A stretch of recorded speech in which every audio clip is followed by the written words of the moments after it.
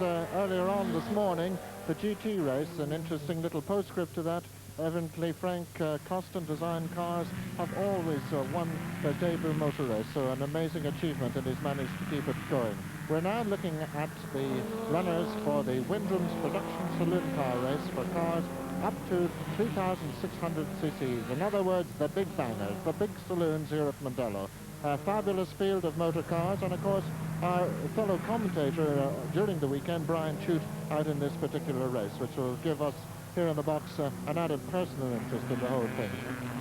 It's mainly Capris, but cheekily on the front row of the grid and in pole position is going to be John Smith from Ballymena, number 77. There he is in his Opel Kadett, a 2-litre GTE Opel Kadett, who after they re-examined the times was re-allotted onto pole position for the George Wyndham sponsored race. George Wyndham, incidentally, a competitor in saloon car races for possibly up to 20 years in Ireland, and now putting a little bit back into the sport that he's enjoyed so much. Alongside him will be Brian Chute. There are 2 warm-up laps, incidentally. Brian Chute in the BASF Capri. There it is, just coming into picture now. And he's had a very good season. He's had a number of wins, particularly good run at Phoenix Park a fortnight ago. And also in the front row of the grid, number 44, Eddie Regan in his RS 2000. So there, and somebody off on the inside of Duckham's on the warm-up lap. That's a bit unusual, really. And it's Paul Bishop, we think, number 2 from Dublin in his Ford Capri. So Paul Bishop, very surprisingly, getting into a bit of trouble there on the inside of Duckham's on the warm-up laps, and he'd be a bit frustrated with that, I would imagine, David Kennedy. Rather surprising, probably warming up the tyres, maybe had a blowout or something. But a rather strange grid layout in this respect, because the first 10 cars have qualified inside the lap record. I don't think I've ever remembered an occasion with so many cars inside the lap record, from John Smith all the way down to Phil Sparks. And I think we will see some Sparks flying here. So that front row of the grid again consists of, as the car you see pulling up here, John Smith, the Opel Kadett GTE, white car, car number 77, in a time of 68 seconds, .77. And very close to him, our fellow commentator, Brian Chute, car to the right of his, a Capri, number 6, 68.87. Well, David, I have to correct you slightly on that one. Actually, you're going from a lap record that's in the program, and in fact, it was Derek Shortall who broke the lap record in a recent race, and it hasn't been published in the program. He did 68.8. But the fact of the matter is that John Smith is still inside the lap record, and Brian Chute is right on it. So, and Derek Shortall. There's Eddie Regan, one of the men who started Mondello here, and it's very nice to see him out racing 15 years later. Little Legs Regan, as he's known, number 44. So, on pole position, John Smith on the inside, Brian Chute in the big 3-litre Capri in the middle of the field, but it's Eddie Regan who gets the best start. Eddie Regan, number 44 in the RS 2000, a superb start. Down into Shell for the first time. Regan leads Chute. Smith is third. Shortall is fourth. Tuttle on the outside there. And right at the very back, number 2, there was the man that was in trouble with the warm-up laps, Paul Bishop. But look at this. Regan from Brian Chute. A first-class start from Eddie. Little or no wheel spin, pulled over onto the inside side of the track and able to block off Brian Chute. So first place, car number 44, the Escort RS 2000 of Eddie Regan. Second, the BASF sponsored Capri, car number 6 by Brian Chute. And third place car number 77, John Smith in the Opel Kadett GTE. And I've actually driven both of these cars in recent times, raced them around here at Mondello, so it's an interesting contrast between the two cars. The Escort is far more agile, but the big Capri does have the straight line bar, and that's what Brian Chute will be trying to do when he comes out of Dunlop, get it out cleanly, line it up so it can have a blast down the inside, and hope to take over the lead down into Shell, but that's easier said than done. Eddie Regan then, Brian Chute, then look at Derek Shortall in 4th place, and then we have John Wood in 5th place in his RS 2000. End of the first lap, still Regan leading. Brian Chute hanging on there in 2nd place. Shortall desperate to get further up the grid. Shortall, the man that has had more production saloon car wins than anyone here at Mondello, and being very disappointed being so far down the grid. Then we saw a shot of John Wood followed by Reg Tuttle. put the battle really on for first place. So, in fact, it's a very interesting situation because it's a complete reversal of the grid positions, which were John Smith first quickest, Brian Chute second, and Eddie Regan third. And as in the race, it's quite the opposite. Eddie Regan now is in first place, Brian Chute is in second, and John Smith is in third. So I think we've got some sparks are going to fly from these tin toppers. And Eddie Regan sensationally at the moment pulling away in the 2-litre car. The 3-litre Capri behind him, and then John Smith in the rebuilt Opel. He had a huge accident earlier on in the year at one of the hill climbs, and the car has only recently come out of competition. 55 there is John Wood in his first season of racing, also had some good results this year. And Derek Shortall amazingly being dropped by the first three. How unusual. Now John Smith is looking very menacing in third place. He's taking a steady course. I think what he's probably going to play is wait for half of the race and see if Brian Chute is going to push Eddie into making a mistake and have something of a similar happening that happened in Formula 4. The 2 leaders take themselves out. But John Smith, a very aggressive driver, a very hard driver, a very competent driver. Wood in the road police car, then been shadowed by Tuttle, but we're back with the leaders, and it's very close indeed. John Smith, who's got experience in all types of racing, including many years of Formula Atlantic, has concentrated in production saloons in the last number of years. They're in third place, number 77, and Regan, another man with years and years of experience behind him, also raced single-seaters, has raced particularly sports cars, but thoroughly enjoys himself now in the tin tops. But Brian Chute second, and once again we can't but be surprised at the fact that Shortall isn't in the picture at the moment. Nice little battle here. Bill Sparks in the Alfa Romeo, sponsored by Wyndham, the sponsor of the whole race, far back also. He's been doing very well at that car in the north of Ireland and at Phoenix Park, where he won. Yes, these first 3 cars, and Brian Chute making a move on the inside, but no, he's been blocked by Eddie. Eddie keeping his eye in the mirror to make sure he leaves not a square inch or 1 foot of tarmac had him available for Brian Chute to make the move. And all the while, John Smith is hanging on in there. They're making a small little gap now to Derek Shortall, but literally a blanket can cover these 3 cars. And John Smith making the move down the inside, pushing Brian Chute. And there was contact there, definitely contact there, and it's unsettled Brian. Chute has dropped back a little bit, giving Regan an advantage, and Shortall a chance to close up on both of them. But this is just the break that Eddie Regan needed. He was under enormous pressure from these two up till then.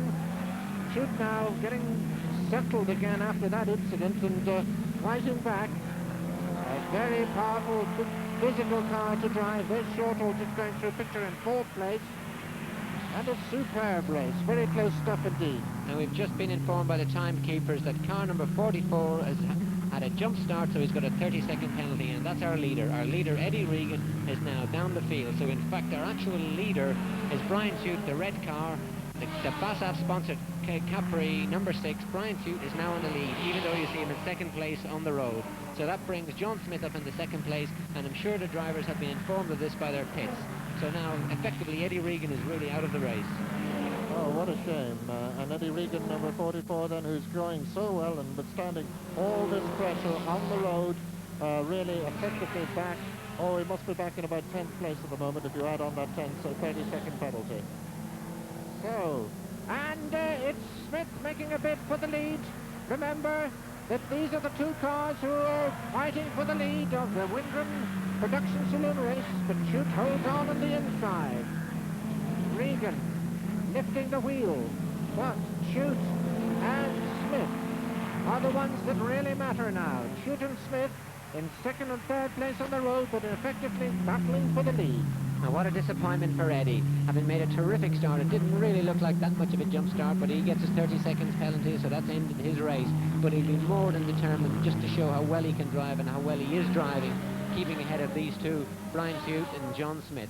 Down to Shell on the 5th lap, and John Smith's on the outside. Brian Chute keeping tight, the door handle, and the sparks are flying again, and off he goes, John Smith, but very capably holding the car. He must have had plenty of rallycross practice to be able to manage that one.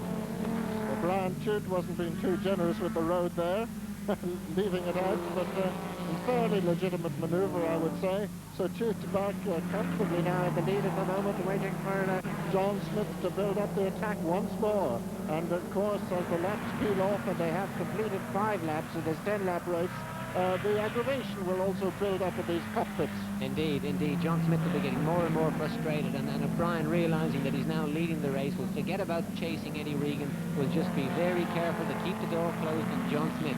And when you drive defensively, you inevitably drive slower. And John Smith, having qualified in pole position, will now be the man to watch. He will try every manoeuvre, and as you see, he's locking wheels there as he goes into Dunlop corner. And in fact, he's pulling alongside Brian Tude again on the run down by the pits, down to Shell corner, but I think he's just a little bit too far to make an outbraking manoeuvre. Eddie Regan then still leading on the road, but of course with that 30-second penalty, Brian Tude now more comfortable in effect in the lead. Derek Shortall in third place, then we have quite a gap before we get fourth place car through, and in fact at the moment the fourth on the road is number 55, and that's John Wood. And all the while the dice for first place between Brian Tude and John Smith wages at high level. Derek Shortall is still there, no more than 5 or 6 cars in. It will only take for John Smith to pull alongside Brian Tude a couple of times to slow the race right down, and for Derek to get in there. Fourth place is car number 55, the RS 2000 of John Wood, and fifth place is the yellow Dolomite, car number 33, Reg Taylor. And John Smith beginning to look a little bit desperate now as he locks up the brakes viciously on most of the corners, right out over the curbs that time. Shortall being very, very neat in the background, but just can't get to grips with these two. There's Johnny Wood now under a lot of pressure from Phil Sparks, who's moved up, I think, ahead of Norman Aston, the next car along with Norman Aston in another of the 3-litre Capri's. But here's the battle for the leadership, and although Eddie Regan isn't effectively in it, he could create problems for these two, battling away just behind them. 3 laps to go into the BOAC corner, a second gear corner in these cars. They will rarely just get into fourth gear, and all the smoke blown back by Eddie Regan. I don't know whether it was just the chalk dust or his engine, but no, the car seems to be going as quickly as it always has done. Now Brian Tude, first place, the red car, BASF sponsored car number 6. Second place, John Smith, the Opel Cadet GTE, car number 77. And he pulls alongside Brian Tude down to the Esso Bardol complex, and he's on the outside. Will Brian let him through? And the door handles are being rubbed. There's going to be paint to be paid for here. And he's pushing him, and very wide he's run, and Brian Tude's run wide. And now the inside is John Smith again. Absolutely no quarter given and no quarter spared. I think the gauntlets have been thrown down. This is out-and-out war. And indeed it is. There's bits hanging off the side of Brian Tude's Capri. I think it's just the back bumper guard, nothing too serious. But now another pushing matchup at Dunlop, is it? John Smith very close and behind. 2 laps to go, and the pressure incredible at this stage. There's bits of paint, bits of door handles, bits of bumper hanging off, and I think there'll be skin and bone shortly the way it's going here. John Smith has a bit between his teeth, and he is going to get by Brian Tude, hell or high water.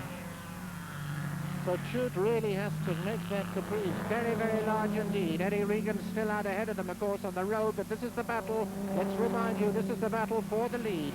Regan having received a 30-second penalty for a jump start.